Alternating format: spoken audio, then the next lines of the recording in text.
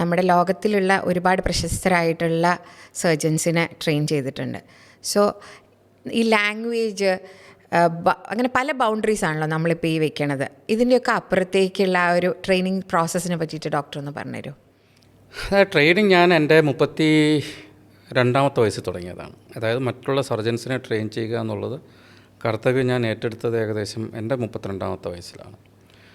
ഇപ്പോൾ എനിക്ക് 56 വയസ്സായി.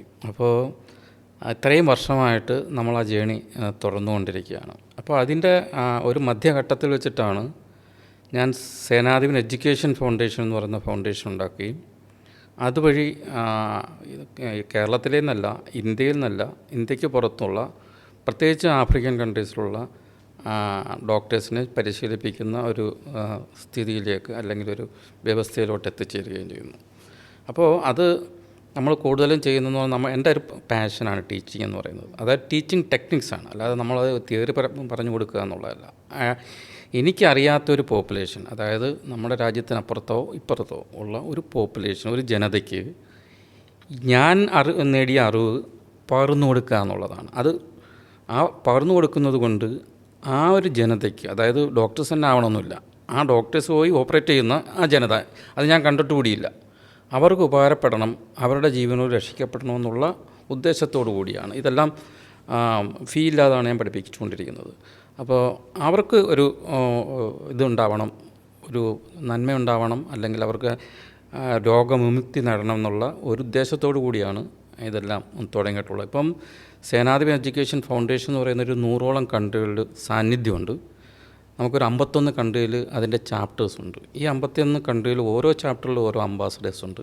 ഈ അംബാസഡർമാരാണ് അവിടെ അടുത്ത അതാത് കൺട്രിയിലെ ആക്ടിവിറ്റീസ് നിയന്ത്രിച്ചു കൊണ്ടിരിക്കുന്നത്. അത് നമ്മളടുത്ത് റിപ്പോർട്ട് ചെയ്യും. അപ്പോൾ അവർക്ക് നമ്മൾ പാഠങ്ങൾ പറഞ്ഞു കൊടുക്കും. ചിലപ്പോൾ സൂം മീറ്റിങ്ങുകളായിരിക്കും, ചിലപ്പോൾ ലൈവ് സർജറികളായിരിക്കാം സൂമിലൂടെ നമ്മൾ ചെയ്തു കൊടുക്കുന്നുണ്ട്. അപ്പോൾ അവർക്ക് അവരുടെ സംശയ നിവാരണം നമ്മൾ ഇവിടെ നിന്നുകൊണ്ട് കാണും. ഇപ്പം ടെക്നോളജി വളർന്നല്ലോ, പണ്ടത്തെ കണക്കല്ലല്ലോ, നമുക്ക് ഇഷ്ടംപോലെ കാര്യങ്ങൾ നമുക്ക് ഇത് സത്യം പറഞ്ഞാൽ ഇത് ഒൺമാൻ ആർമിയാണ്. എന്നാൽ എനിക്ക് ഒരു ചുറ്റും ഒരു ടീമുണ്ട്. അപ്പോൾ അതിൻ്റെ നമ്മൾ ആശയങ്ങൾ പറഞ്ഞു കൊടുത്താലേ അത് ഇത് പ്രാവർത്തികമാവുള്ളൂ. അതുകൊണ്ട് ഈ കഴിഞ്ഞ ദിവസങ്ങളിൽ നമ്മൾ എത്യോപ്യയിലേക്ക് ലൈവ് സർജറി ചെയ്ത് അവിടുത്തെ സർജൻസിനെ കാണിച്ചു കൊടുക്കുകയും ഇതിങ്ങനെയാണ് ചെയ്യേണ്ടത്. അപ്പോൾ അപ്പോൾ തന്നെ 2-വേ കമ്മ്യൂണിക്കേഷനാണ്. അപ്പോൾ തന്നെ സംശയ നിവാരണം നടത്തി, അത് അങ്ങനെ ആയിക്കൂടെ ഇങ്ങോട്ട്, അങ്ങനെ പല സംശയ നിവാരണങ്ങളും അങ്ങ് നടത്തി. അങ്ങനെ പല രാജ്യങ്ങളുമായിട്ട് ഇപ്പം നടന്നു വരികയാണ്.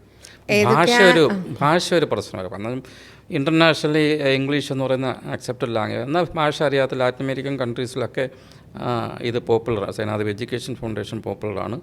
ഇപ്പം ഗൂഗിൾ ട്രാൻസ്ലേറ്റേഴ്സൊക്കെ ഉണ്ടല്ലോ. അപ്പോൾ അവർക്ക് ഇംഗ്ലീഷ്, കൂടുതലും സ്പാനിഷാണ് അവർ സംസാരിക്കുന്നത്. അപ്പം സ്പാനിഷിൽ നിന്ന് ഇംഗ്ലീഷിലോട്ട് ട്രാൻസ്ലേറ്റ് ചെയ്തിട്ട് അവർ ചോദിക്കുകയൊക്കെ ചെയ്യുന്നത്. അങ്ങനെയുള്ള ഇത് ചെയ്യുന്നു. ഭാഷ ഒരു തടസ്സമേ അല്ല.